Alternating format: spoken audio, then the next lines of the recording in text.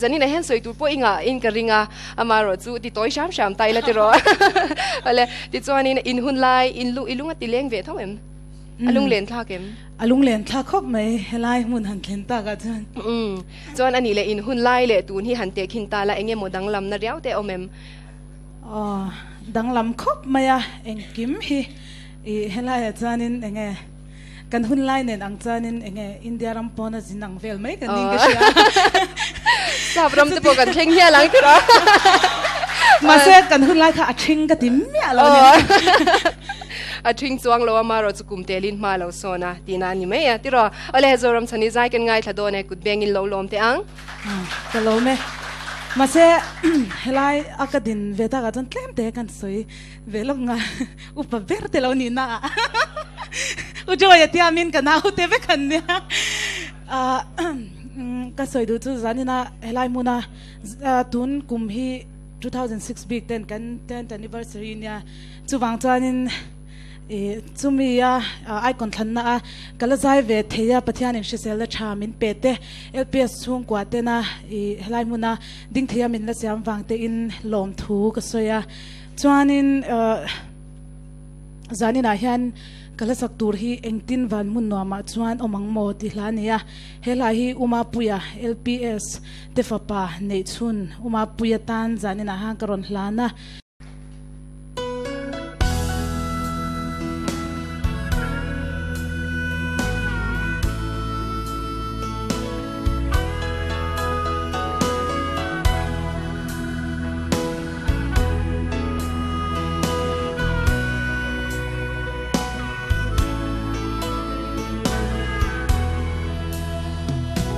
ka don chi